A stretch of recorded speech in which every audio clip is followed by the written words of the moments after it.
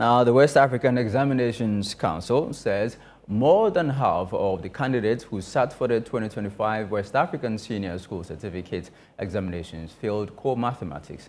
The council says a total of 220,008 students failed to make the mark, recording the weakest performance in 7 years. So we've now been joined over the phone lines by the Executive Director of the Institute of Education Studies, Dr. Peter Anti, to help us understand this later result released by WASSCE. Good afternoon to you, sir. Thanks for your time here on Newsfeed on ChannelOne TV. Are we all just overreacting, or this is indeed concerning? Good afternoon, and thanks for having me. Well, I don't think we are overreacting. I think this is an issue that needs our attention. However, the approach to us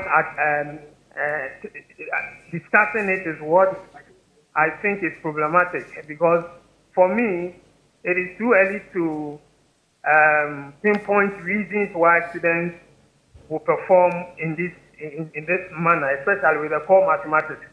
What that data tells us is that schools that were not performing well in core mathematics as usual didn't perform well, and even those that were performing well have dipped in their performance.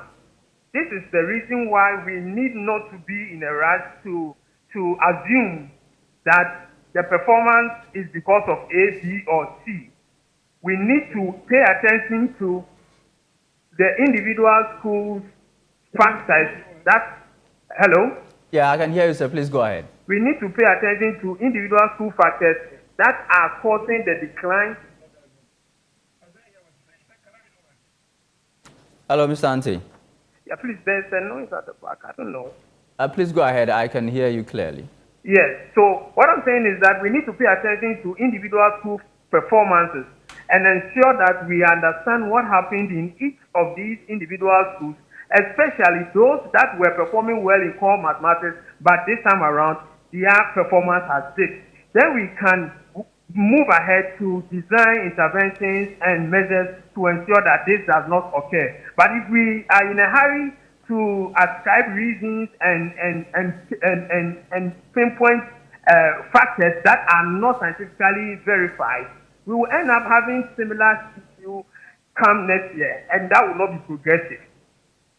What about the students who've had their results, some cancelled and withheld, for bringing mobile phones into the exam hall? I mean, this seems to happen almost every year.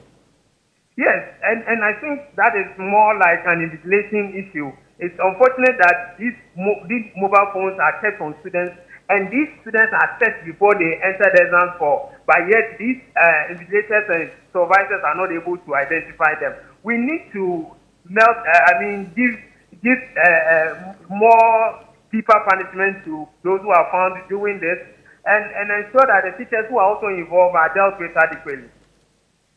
All right, sir. I'm grateful to you, sir. Peter Anti is the Executive Director for the Institute of Education Studies.